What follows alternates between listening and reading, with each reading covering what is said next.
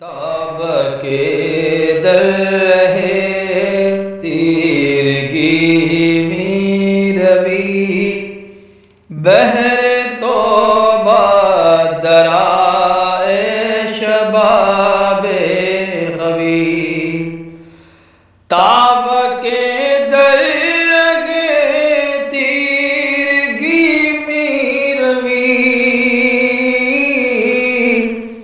بہر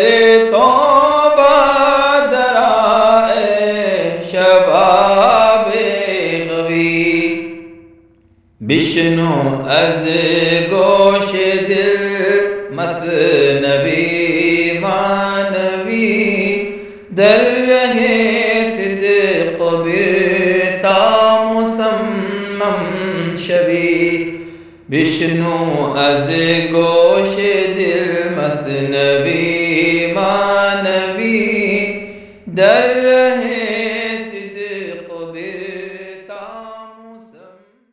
بسم اللہ الرحمن الرحیم الحمدللہ رب العالمین والصلاة والسلام علی سیدنا مولانا محمد شفیع المذنبین انیس الغریبین وعلی آلہ واصحابہ اجمعین اما بعد۔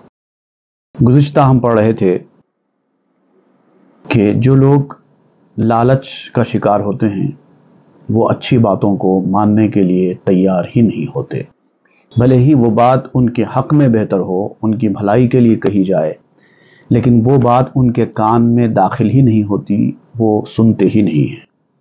جو مردان حق آگاہ ہیں، جو اللہ کے نیک بندے ہیں، حق کو جاننے والے ہیں، روحانیت کو سمجھنے والے ہیں، وہ لوگ مادیت والوں کو روحانیت کی باتیں بتاتے ہیں تو وہ روحانیت کی طرف راغب نہیں ہوتے، کیونکہ مادیت کی طرف ان کا لالچ بڑھتا ہی رہتا ہے۔ اگر خوف سے نجات پانا ہے، امن میں رہنا ہے اور اپنی آگے کی زندگی کو اچھی بنانا ہے تو ان کی بات سننی ہوگی، اور یہ بات اسی وقت سنی جا سکے گی جب آپ دنیا کے لالچ کو اپنے دل سے نکال کر پھینکیں گے۔ اس حوالے سے آپ نے کہا تھا کہ ایک قصہ میں تم کو سناتا ہوں تاکہ تم کو حقیقت سمجھ میں آ جائے کہ کیسے لوگ اچھی باتوں کو قبول نہ کر کے لالچ کا شکار ہونے سے اپنا آپ نقصان کر لیتے ہیں۔ اس سلسلے میں آپ نے ایک حکایت شروع کی تھی۔ لوگوں کا ایک گروہ جو ہندوستان کے رہنے والے تھے، وہ ایک جنگل کے مقام پر جاتا ہے تو راستے میں ایک شخص نے ان کو کچھ نصیحت کی۔ آئیے دیکھتے ہیں کہ اس کے بارے میں مولانا روم کیا بیان کرتے ہیں۔ آش امیدی تو کہ در ہندوستان دید دانائے گروہ دوستان۔ تو نے وہ قصہ سنا ہے کہ ہندوستان میں ایک عقل مند شخص نے دوستوں کے ایک گروپ کو دیکھا کہ وہ گروپ کہیں جا رہا ہے۔ گرسنا مادہ شدہ بے برگ و اور می رسیدند از سفر وزراہ دور۔ وہ بھوکے تھے، تھکے ماندے تھے، ان کے پاس کوئی ساز و سامان نہیں تھا اور بہت دور دراز سفر سے وہ آ رہے تھے، آ کر کسی جنگل کی طرف جا رہے تھے۔ مہر دانائیش جوشید و بگفت خوش سلامیں شان و چوں گلبن شگفت۔ ان کی مہر دانائی جو تھی، ان کی دانائی کی محبت، مہر دانائی کہتے ہیں عقل مندی سے ان کی محبت، ان کی عقل مندی سے ان کی محبت۔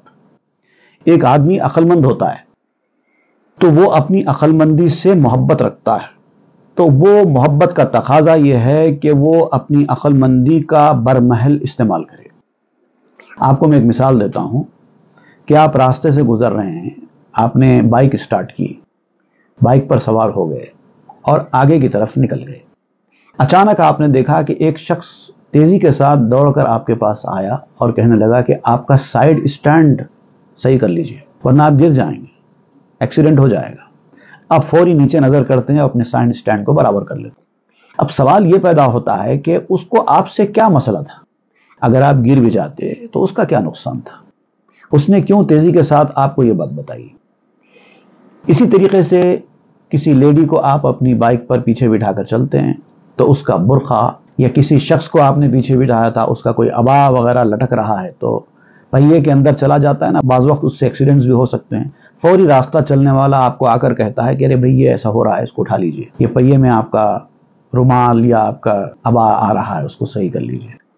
تو کیونکہ اس کی عقل مندی ہے، اس کی عقل مندی کا تقاضا یہ ہے، اس کی عقل مندی سے اس کی محبت یہ ہے کہ وہ آ کر جو وہ جانتا ہے اور سامنے والا نہیں جانتا اس کو بتائے۔ اب وہ سننا نہیں سننا آدمی کی مرضی ہے، لیکن اس کی دانائی کی جو محبت ہے، وہ دانائی کی محبت اس کو ایسا بولنے پر مجبور کر دیتی ہے۔ یہ ہے مہر دانائی۔ مہر دانائی جوشید و بگفت۔ اب ایک آدمی نے دیکھا کہ یہ بھکوں کا اور بے سر و سامان لوگوں کا ایک گروپ جنگل کی طرف جا رہا ہے، اور اس جنگل کے بارے میں ان لوگوں کو معلومات نہیں ہے اور اس آدمی کو معلومات ہے، تو اس نے فوراً ان کو روک کر کہا۔ اس کی دانائی کی محبت جوش میں آئی، ان کو بڑے ہی اتفاق کے ساتھ، گرم جوشی کے ساتھ سلام کیا، اور ان کو دیکھ کر خوشی کے جذبات اس کے اندر طاری ہوئے۔ آ کر اس نے ان کو مشورہ دیا۔ گفت دانم کستجو وسخلا جمع آمد رنجتا زی کربلا۔ کہنے لگا کہ میں جانتا ہوں کہ آپ لوگ بہت زیادہ بھوکے ہیں، بھوک کی وجہ سے آپ کا معدہ خالی ہے، اور آپ جہاں سے آ رہے ہیں، جس حالات سے گزر کر آ رہے ہیں، وہ ایسا ہے جیسے کہ آپ کربلا سے آ رہے ہیں، مصیبتوں اور پریشانیوں کے مقام سے آ رہے ہیں۔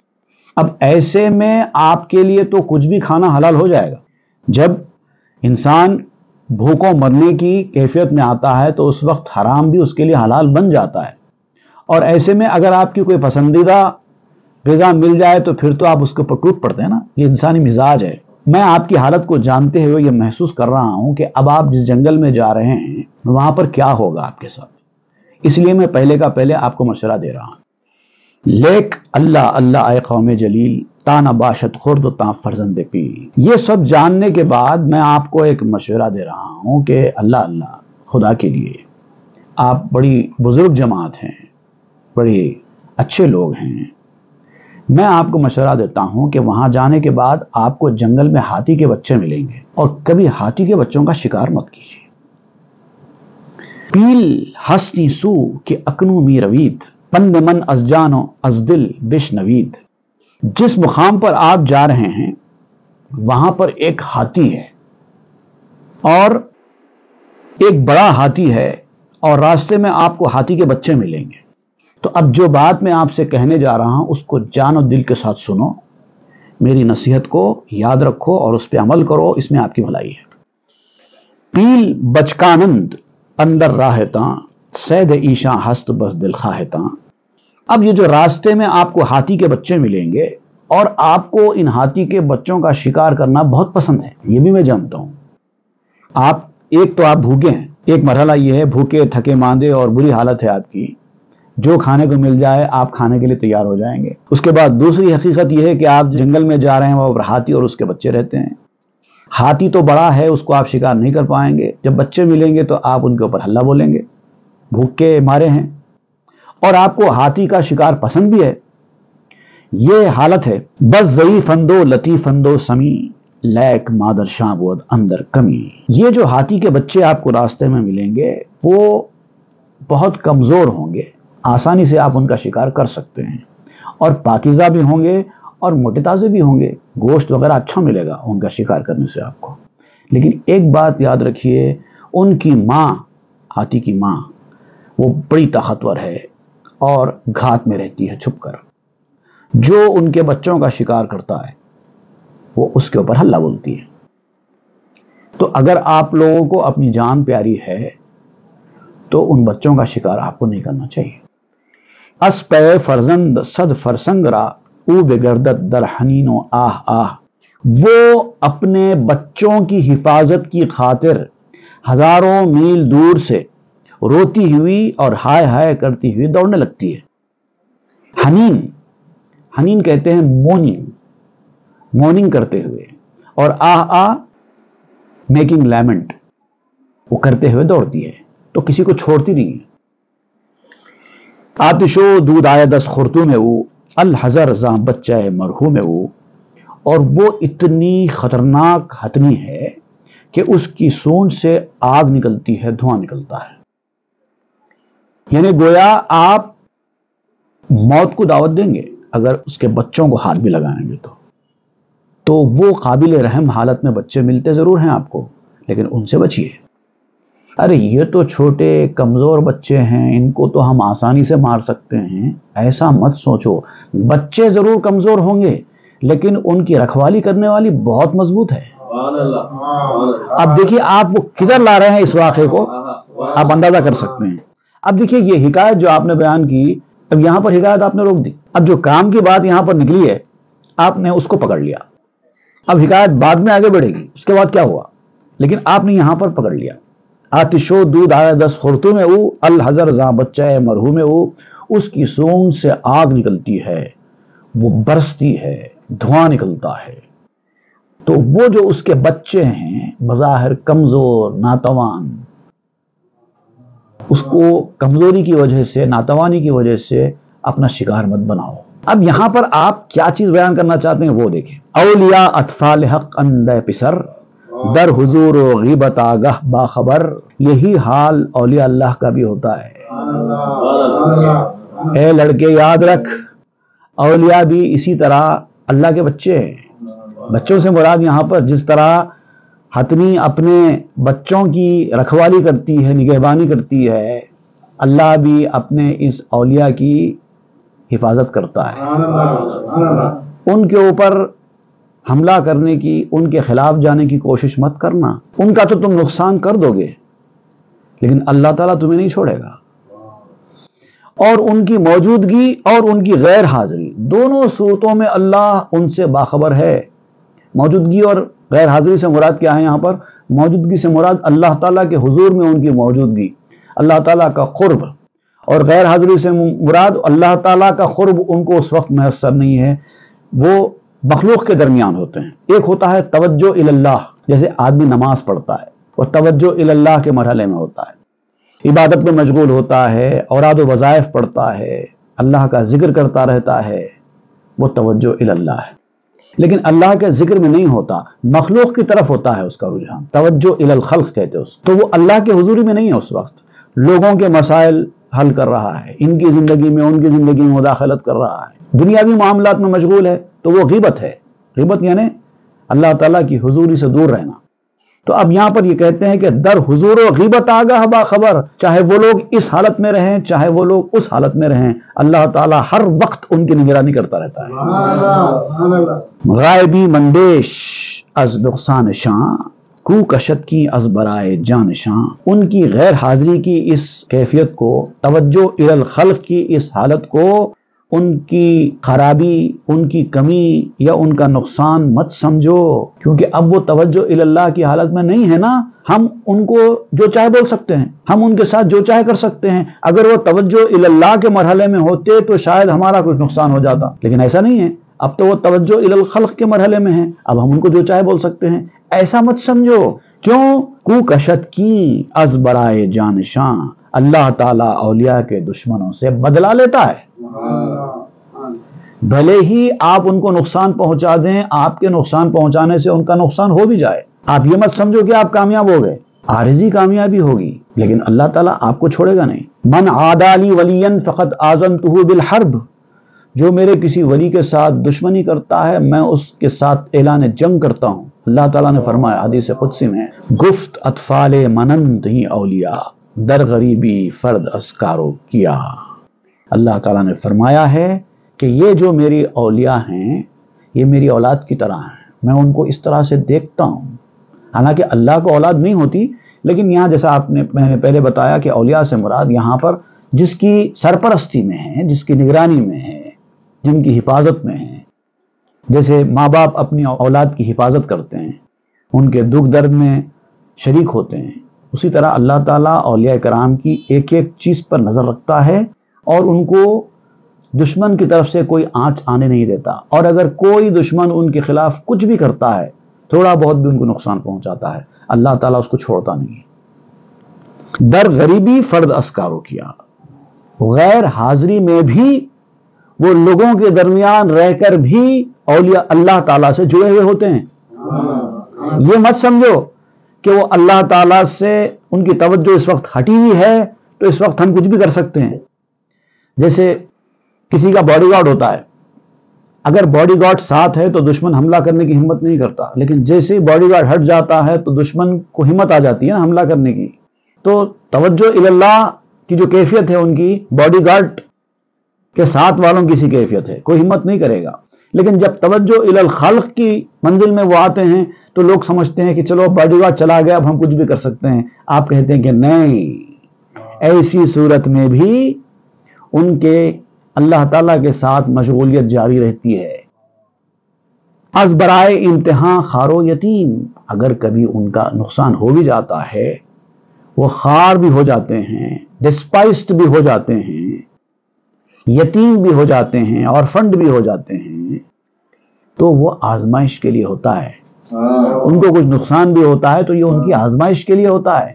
یہ مت سمجھو کہ تم نے ان کا نقصان کر دیا، تم نے ان کا نقصان نہیں کیا، یہ ان کے لیے آزمائش تھی جو ہم نے تمہاری کوشش کو کچھ وقت کے لیے کامیاب کیا. اب یہ مت دیکھو کہ تمہاری کوشش کامیاب ہوئی یا نہیں ہوئی، یہ دیکھو کہ تمہاری اس حرکت کے بعد تمہارے ساتھ کیا ہوگا. یہ جو ان کے خار و یتیم ہونا ہے، ڈسپائزڈ اینڈ آرفنڈ ہے، for the sake of probation ہے.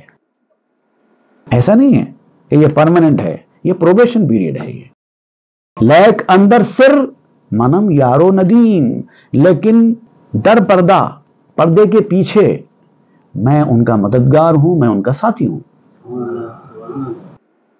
پیچھے سے اگر دیکھا جائے ظاہری طور پر ایسا ہے، لیکن باطنی طور پر دیکھا جائے تو میں ان کا فرینڈ ہوں اور میں ان کا انٹیمیٹ ہوں. یارو ندیم پشتہ دارے جملہ اسمت ہائے من، گو یا ہستند خود اجزائے من. اور میری حفاظتوں پر ان کو بھروسہ ہے. وہ ایسے بھروسے والے، ایسے توکل والے ہیں کہ وہ ہر چیز پر مجھ پر بھروسہ رکھے ہوئے ہوتے ہیں. اللہ تعالیٰ کرے گا جو کرے گا، حملہ کر رہا ہے کرنے دو اس کو، رزلٹ اللہ کے ہاتھ میں. اور جب وہ ایسے بھروسے والے ہوتے ہیں تو میں ان کے بھروسے کی لاز رکھتا ہوں، گویا کہ وہ میرے ہی ٹکڑے ہوں.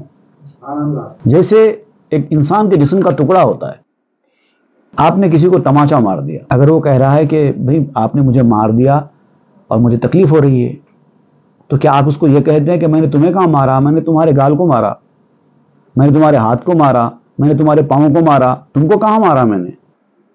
ٹکڑے ہیں نا.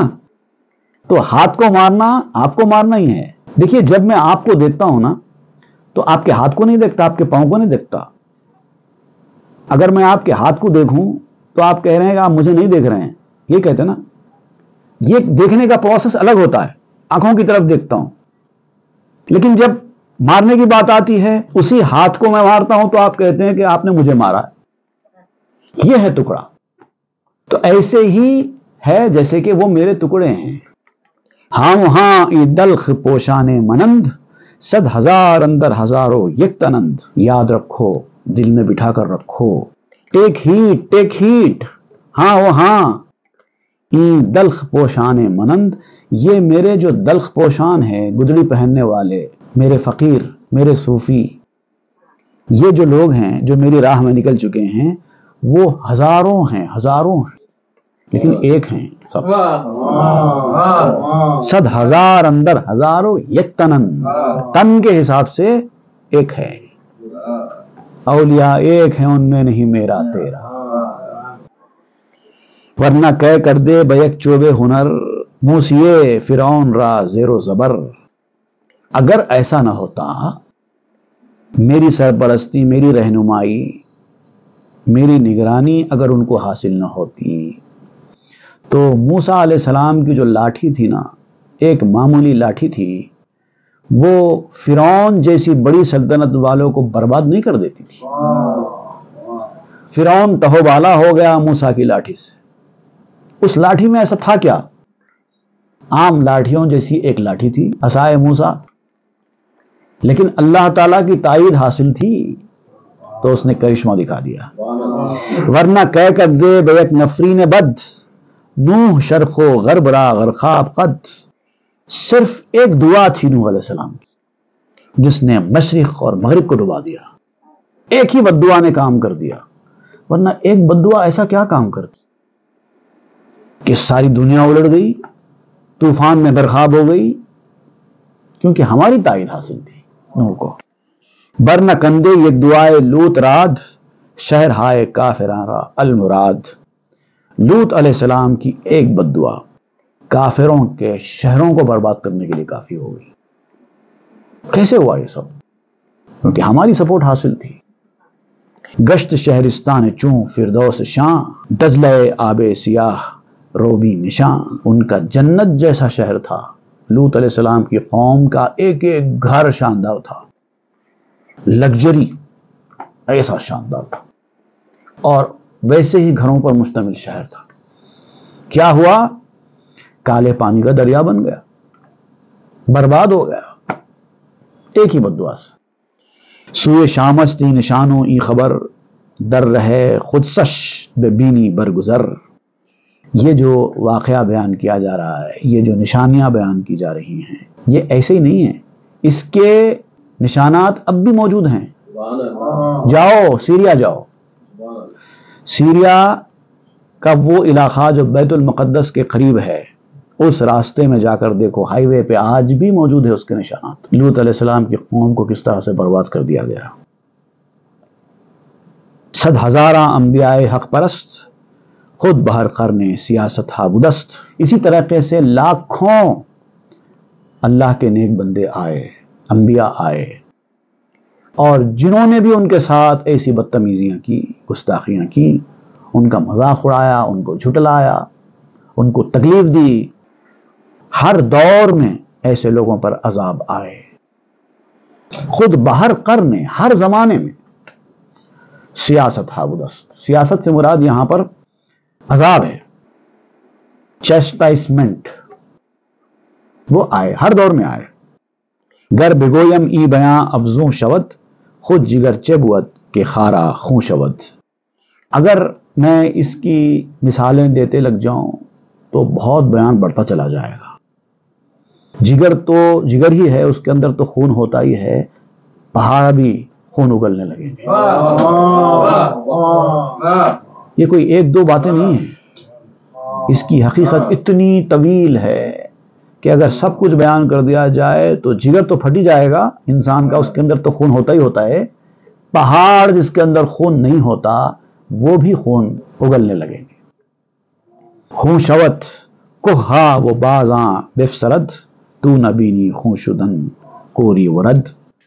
پہاڑ خون بن جاتے ہیں اور پھر وہ جم بھی جاتے ہیں، ایسا ہوتا ہے، پہاڑ بھی خون بن جاتے ہیں، ایسا سخت عذاب آتا ہے، اور پھر ایک وقت کے بعد وہ جم بھی جاتے ہیں۔ لیکن جو عبرت والے لوگ ہیں وہی عبرت حاصل کرتے ہیں۔ عبرت سے خالی لوگ اس سے بھی کچھ نہیں سیکھتے۔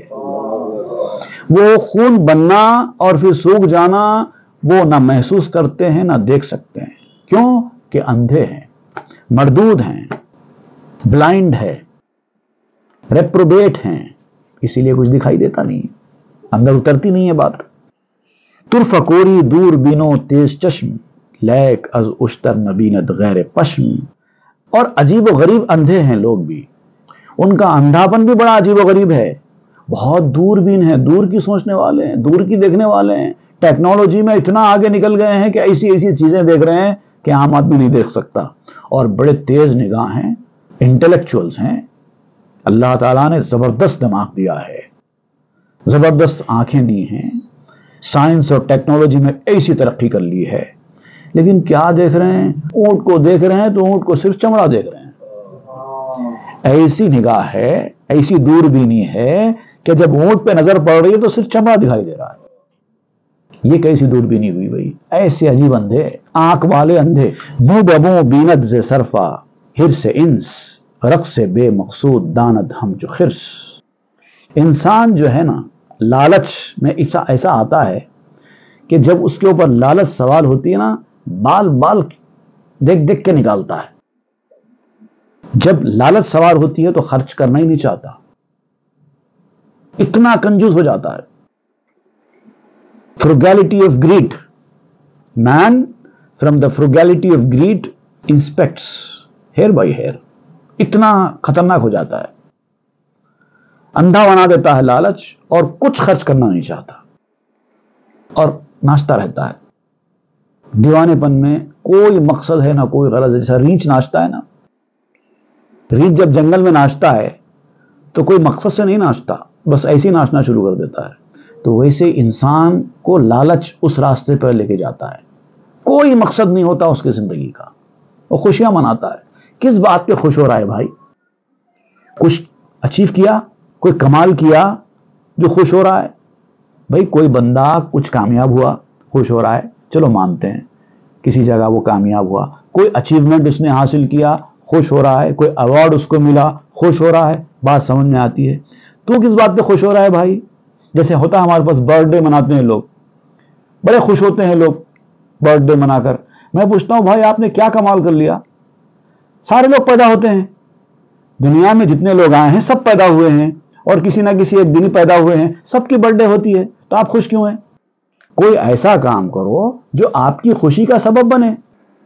برتھ ڈے میں آپ نے کیا کمال کر لیا؟ کس بات کی خوشی ہے؟ لیکن ہے دنیا کا معاملہ ایسے ہی ہے۔ منہ ببو بیند زہر سے خود بشر، رقص سے او خالی ز خیر و پرز شر۔ اصل میں اس کا لالچ ہوتا ہے۔ جب لالچ سوار ہوتا ہے، دیکھیے جو پیسے والا آدمی ہوتا ہے نا، جب لالچ سے بھر جاتا ہے تو آپ اس کو کبھی دیکھیے جا کر، وہ ایک ایک روپیہ گنتا ہے، نکال نکال کر دیکھتا جاتا ہے اور گنتا جاتا ہے، خرچ کرنے تیار نہیں ہوتا۔ جیسا جیسا پیسہ اس کے پاس سے نکلتا ہے، بڑی بیزارگی اور بادل ناخواستہ جیسے کہتے ہیں نا، جی تو چاہتا نہیں ہے کہ ایک روپیہ بھی خرچہ کروں، مگر کرنا پڑ رہا ہے، بڑی مشکل سے نکالتا ہے پیسے۔ جب بھرتا ہے تو خوشی خوشی بھرتا ہے، جب نکالنے کی بات آتی ہے تو نکلتا نہیں، سوچ سوچ کر نکالتا ہے، گن گن کر نکالتا ہے۔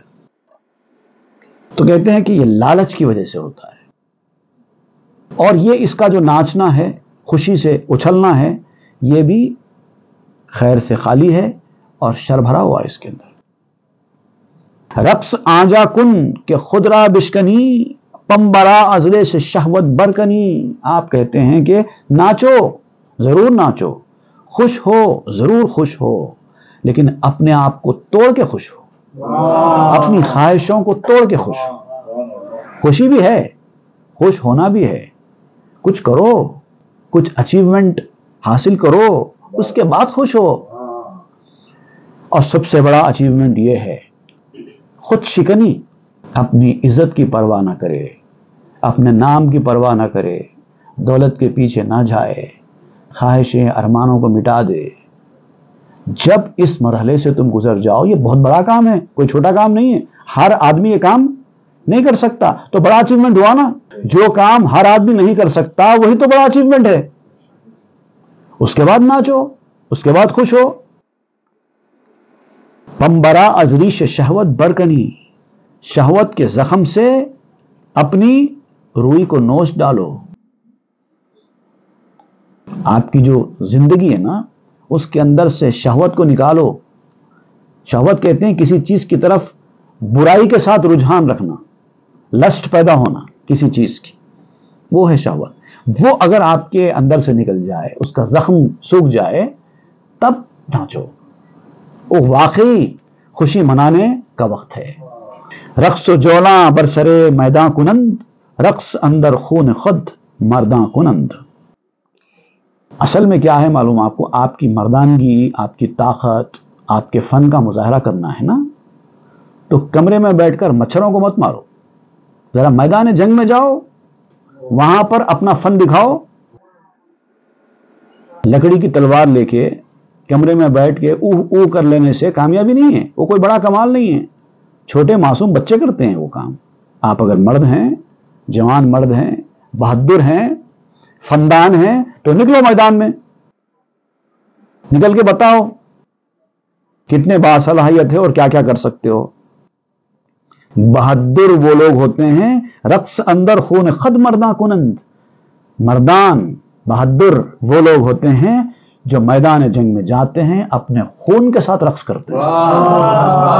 دم ہے تو کر کے بتاؤ۔ مرداں جس کو کہتے ہیں نا مرد، مردان خدا، اسی لیے تم کو مردان خدا کہا جاتا ہے۔ حقیقی مرد وہی ہیں جو ایسے میدان میں آتے ہیں جس میدان میں سب نہیں آ سکتے۔ چو رہندز دست خود دست زنند، چو جہندز نقص بر رقص تنند۔ جب آپ اپنے آپ سے نجات پالیں تو تالیاں بجائیں، جب آپ نقص اور خرابیوں سے اپنے آپ کو پاک کر لیں تو ناچیں۔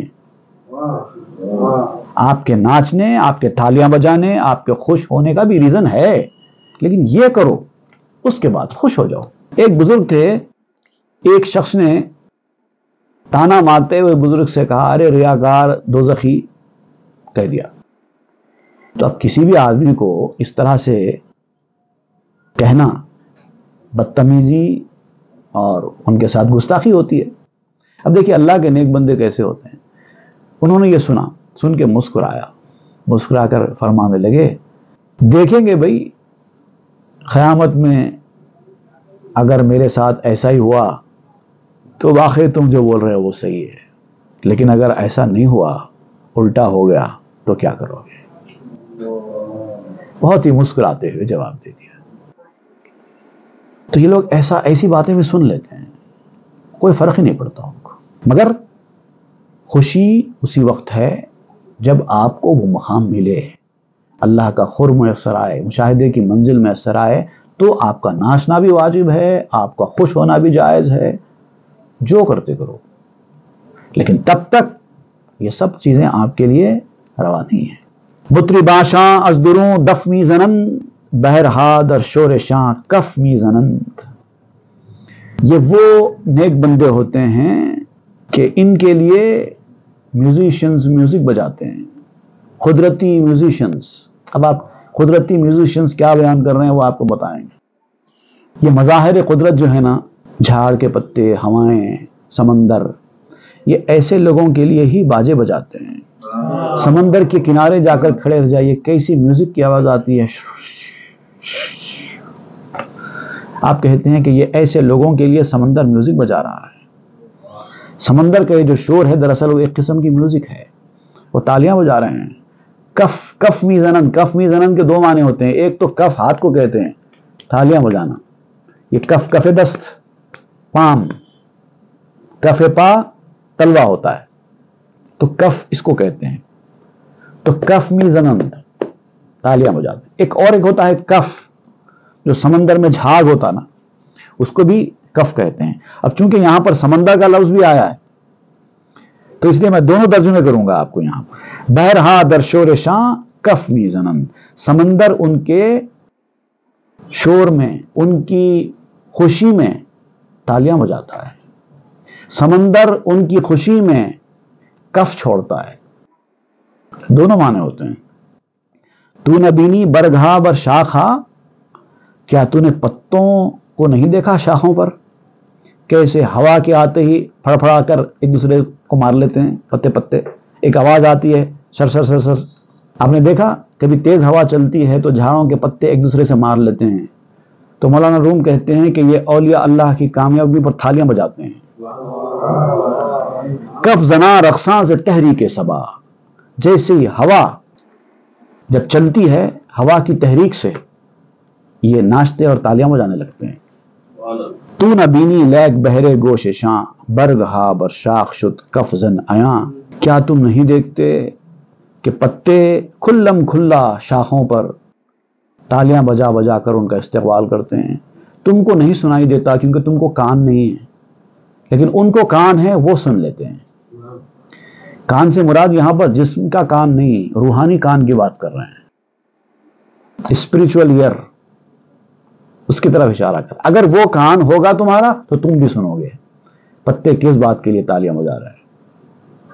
ان کو وہ کان ہوتے ہیں اور وہ سنتے ہیں۔ تو نہ بینی برگھارا کف زدن، گوش دل باید نہ این گوش بدن، تم پتوں کے تالیاں بجانے کو نہیں سن سکتے، تم تو کہتے ہو کہ پتے ایک دوسرے کو مار رہے ہیں تو ایک آواز آ رہی ہے، بس اتنا ہی، لیکن وہ تالیاں بجا رہے ہیں اس کا تم کو احساس نہیں ہے۔ کیوں نہیں ہے؟ اس لیے کہ اس کے لیے دل کا کان چاہیے، جسم کا کان نہیں۔ گوش سر بربند از ہزل و دروخ، تاب بینی شہر جارا با فروخ، تو تمہارے سر کے کان کو، جسم کے کان کو جھوٹ سے اور بیکار باتوں سے بند کر لو پہلے۔ جب تک کان یہ بیکار باتیں سنتا رہے گا جھوٹ، غیبت اور اس طرح کی برائیاں سنتا رہے گا، وہ آوازیں کان میں نہیں آئیں گی۔ یہ کان جب تک کھلا رہے گا وہ کان نہیں کھل سکتا، تو تم کو یہ کان بند کرنا ہوگا، جسٹنگ اینڈ لائنگ کے کان بند کرنا ہوگا۔ تابہ بینی شہر جارا بافروغ، تاکہ تم روح کے شہروں کو دیکھ سکو بارونق۔ ایک شہر جان ہوتا ہے، کون سا شہر کہتے ہیں اس کو؟ ریسپلنڈنٹ سٹی آف سول۔ اگر وہ دیکھنا ہے تو یہ کان بند کرنا ہوگا۔ پس دہاں بربند از ہزل امو، جز حدیث روئے او چیزیں مگو۔ اے میرے چچا، اب دیکھیے جس انداز سے مولانا روم یہاں پر بات آگے بڑھا رہے ہیں، اے میرے چچا، یہ مذاق، یہ جسٹنگ، یہ جھوٹ، یہ لائنگ، اس سے اپنا منہ بھی بند کر لو۔ منہ کھلا رکھو گے تو کان بھی کھلا ہی رہے گا۔ اپنا منہ بند کر لو، اور جب منہ کھولو تو اس کے چہرے کی بات کے سوا کچھ مت بولو۔ جس حدیث سے روئے او چیزیں مگو، جب ذکر کرو اسی کا ذکر کرو اور کچھ مت بولو۔ سر کشد گوش محمد در سخن، کش بگوید در نبے حق ہو اذن۔ محمد کا کان وہ کان ہوتا ہے کہ جو ہر راز کو معلوم کر لیتا ہے، اس سے کوئی بات چھپتی نہیں۔ وہ کان ہوتا ہے۔ یہ کیا کان ہے تمہارا؟ ایک پتوں کی تالیاں بھی تم نہیں سن پا رہے ہو۔ کس چیز کا کان ہے؟ جانوروں کی طرح کا کان ہے۔ جانور کے کان میں انسان کے کان میں کیا فرق ہو گیا ہے؟ جانور کی طرح تم بھی آوازیں سن رہے ہو پتوں کی۔ جیسے انسان بات کرتا ہے تو انسان کا بات کرنا دوسرے انسان کے کان میں پہنچ کر ایک مطلب پیدا کرتا ہے، جو کہ جانور اس سے محروم ہے۔ جانور کو تو صرف آواز لگتی ہے، انسان کا بات کرنا جانور کو محض ایک آواز لگتی ہے، لیکن انسان سمجھتا ہے یہ صرف آواز نہیں ہے بلکہ ایک بات ہے جو کہی جا رہی ہے۔ اور اللہ کے جو نیک بندے ہوتے ہیں جو اس مقام پر پہنچ جاتے ہیں، روحانی کان والے، وہ پتوں کی سرسراہٹ کا مطلب بھی سمجھتے ہیں، اور ہمارے لیے صرف آواز ہے۔ جیسے ہماری بات جانوروں کے لیے صرف آواز ہے، ویسے پتوں کی سرسراہٹ، سمندر کی موجوں کی آواز ہمارے لیے محض ایک آواز ہے، لیکن روحانی کان والوں کے لیے اس کے اندر بھی مطلب ہے، اور وہ ہے کان محمد رسول اللہ صلی اللہ علیہ وسلم کا کان۔ وہ کان ہوتا ہے جو راز معلوم کر لیتا ہے۔ اصل کان وہی ہے۔ کش بگویت در نبے حق ہو اذن، انہی کو اللہ تعالیٰ نے قرآن مجید میں فرمایا ہوا اذن، وہ کان ہے۔ اب دیکھیے یہاں پر ہوا اذن جو فرمایا، یہ ہے سورہ التوبہ کی آیت نمبر 61۔ اس میں دراصل منافقین کا ذکر ہے۔ اللہ تعالیٰ منافقین کے بارے میں مسلمانوں کو بتا رہا ہے کہ یہ کیسے لوگ ہوتے ہیں۔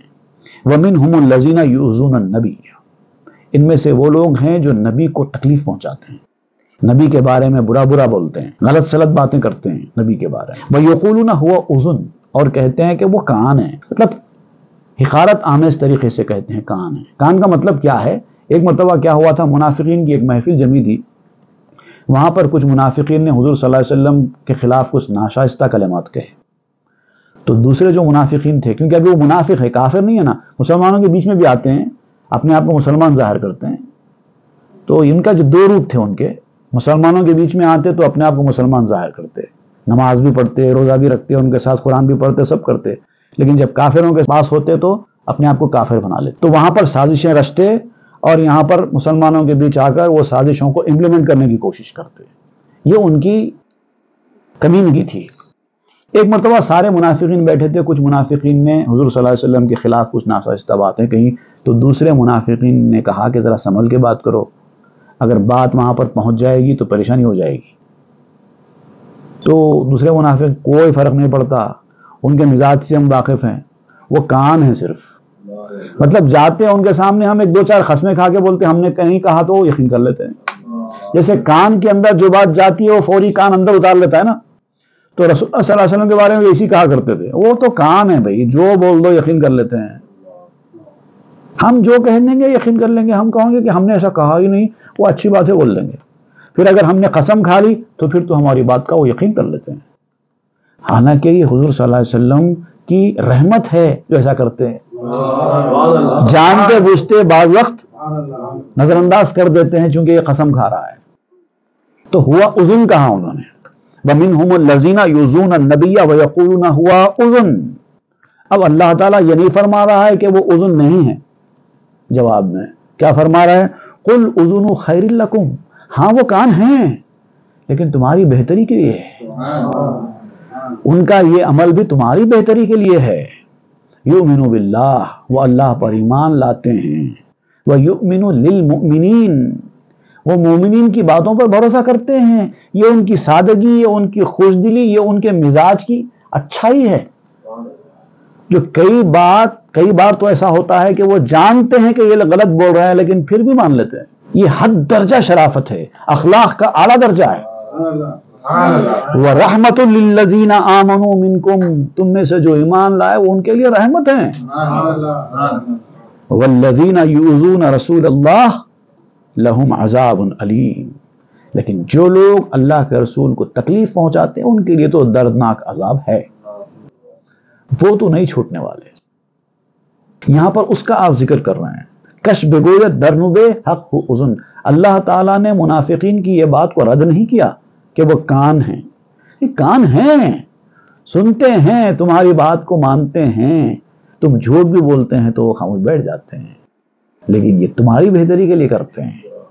سر بسر گوشست و چشمستی نبی، رحمت او مرضیست و ماسبی، یہ نبی خالی کان نہیں ہیں، سر سے پاؤں تک کان ہیں، ہر بات سن لیتے ہیں نا، صرف کان نہیں ہیں، سر سے پاؤں تک آنکھ بھی ہے، ان کو صرف کان مت سمجھو، یہ کان بھی ہیں آنکھ بھی ہیں، جو بولے سنتے ہیں اور جو دکھائی دے دیکھتے بھی ہیں۔